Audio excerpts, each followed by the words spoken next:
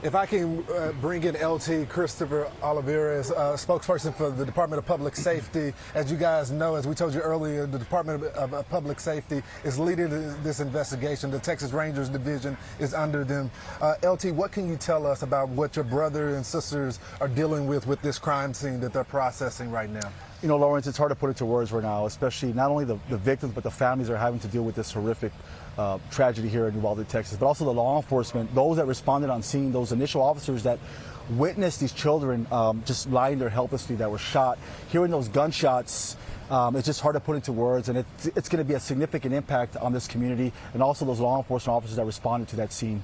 Tell us about not just the investigation, but was this guy on any radar for law enforcement before? We know this is a small town, right. Not a lot of resources, not as much as the state.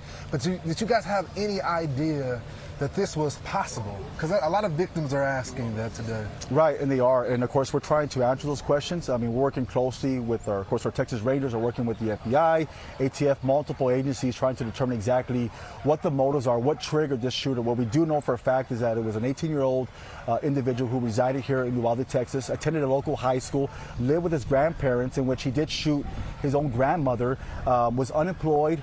We haven't been able to identify any friends, a girlfriend, no gang affiliation, no criminal history. So a lot of unanswered questions, but that's why we're trying to put all those pieces together and gather as much evidence as possible to try to bring some type of closure to those victims, to the families, and also the community here in Uvalde, Texas. LT, I've been working my sources, many of them friends of ours, and they were telling me about a lot of families were grieving because they hadn't gotten word yet, and they had to process a lot of these young people that were not recognizable. They had to use DNA testing. Right. Talk about to us and the audience about that methodical process of gathering the DNA and having to wait as much as you want to give answer to right. these families. Tell us about that process. You know, and that was a challenge because we do understand, of course, with such a horrific tragedy here, and especially the amount of children that were killed.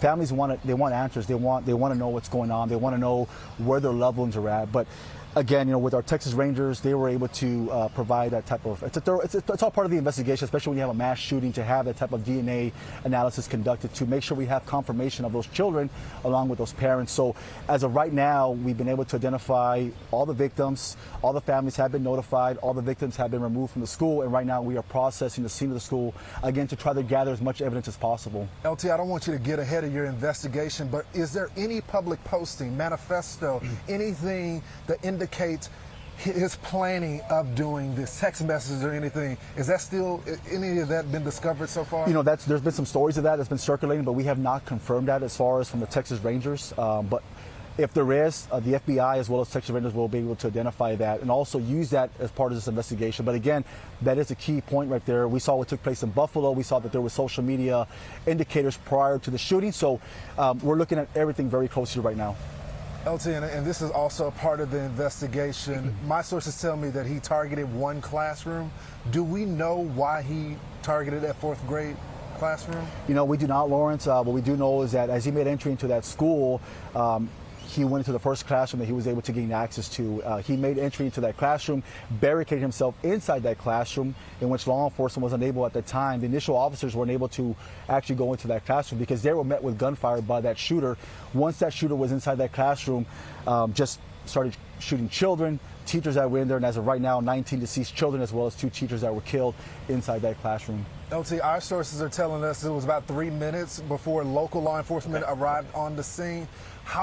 How long did it take backup to get in so they could neutralize this suspect? Right, so we do know, Lawrence, that local law enforcement responded on scene. It was a local police officer from Uvalde, Texas, state trooper, also a local police officer that worked with the school that responded on scene. They heard the gunshots. It wasn't radioed in. They heard it themselves and responded to the scene. The initial call that the police department received here locally was that there was a crashed vehicle and an individual armed with a rifle making his way into the school.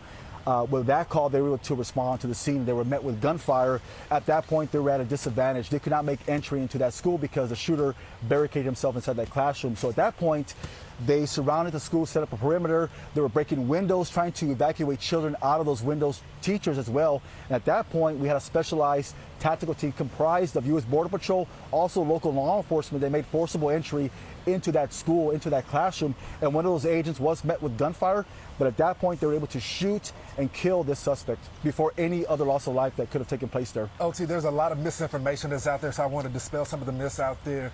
What led to that crash? Were agents already in pursuit of this suspect or anything like that? No, and we heard that too, Lawrence, and that's not accurate. As we know right now, initially the shooter did shoot his grandmother. There was a domestic disturbance just nearby the school where the shooting took place. At that point, he fled in a vehicle. He was not being pursued by law enforcement. All we know right now that the initial call that was called into law enforcement here in Uvalde was that there was a crashed vehicle and an individual armed with a long rifle making his way into the school. Wow. LT, thank you so much for what you're doing, all that you guys are doing, that we're praying for you. The country is supporting you all, guys. Thank you. I'll send it back to you guys, Will and Ainsley in New York. I think we're going to stay with this, Lawrence. Yeah, I think we're going to stay with this and see if we can get a few more answers. A great interview. And by the way, Lieutenant Olivarez, this is more information than we've received, I think, up to this point in time. And we really appreciate that. So if I could I just push on a couple points of clarification? It sounds like he barricaded himself in that classroom. How long was he able to remain in an active shooter status before law enforcement made their way in? You know, that's a good question, Will. So we're trying to establish that timeline, exactly how long he was in that classroom. But one thing to keep in mind, too, that, you know, once he made entry into that classroom, you have a large group of children, teachers inside that classroom. He is armed with a rifle with numerous rounds of ammunition. So it's a matter of seconds that he can kill as many people inside that classroom. So we got to give praise to those brave men and women of law enforcement that put their lives on the line between the shooter and those children to try to preserve any further loss of life. But again, that can happen in a matter of seconds. And of course, no telling what could have taken place if those law enforcement officers did not respond in time. Yeah, Lieutenant, 19 students, 2 teachers. That sounds like what most classrooms are made up of. About 19, 20 kids, a primary teacher, and then a secondary teacher. Did anyone survive inside that classroom, and did he just shoot people inside that one classroom? Right, so what we do know right now is that he barricaded himself inside that classroom, and then again, just, you know, having no regard for human life, just an evil person, just shooting numerous children, teachers that were inside that classroom. We do know that there was multiple children that did survive, that were injured. I do not have the exact number at this time, but we will continue to provide updates as we continue this investigation. Any idea, can I ask one more follow-up? Sure. Any idea if he was planning on going into that classroom, or did he just happen to have a car crash right next to the elementary school and he was mad, he had just killed his grandmother, and then he ran in? You know, we're still trying to determine that, you know, working with FBI, working with ATF, to, you know, try to determine if there was any prior indicators, any red flags, you know, checking social media platforms as well to see if there was any initial signs that he was going to conduct a mass shooting, especially in particular this school here in Uvalde, Texas. Well, it sounds like, and I appreciate your question, Ainsley, it sounds like much of the focus was in one classroom, although I understand there's still details to be fleshed out on that.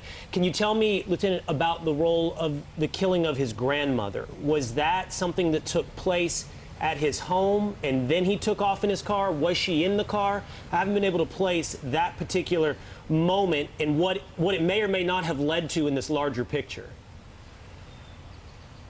Right, so that was the initial event. So these are 2 separate events. We have the domestic disturbance that occurred between the shooter and his grandmother inside the residence where this shooter was residing with his grandparents. He did shoot his grandmother. The grandmother right now is in critical condition. So we're hoping that she pulls through. Our prayers are with her, also with the victims and the families here, and also the entire community here in Uvalde, Texas. So she's going to be a key witness to this investigation to be able to identify any prior history with this individual, this shooter. Yeah, so that's an interesting I didn't know point. that. She's I alive, thought the grandmother had died. I'm glad she's still alive. That will be insight into what happened here. Well, Lieutenant, I really appreciate this. This is very insightful and important information.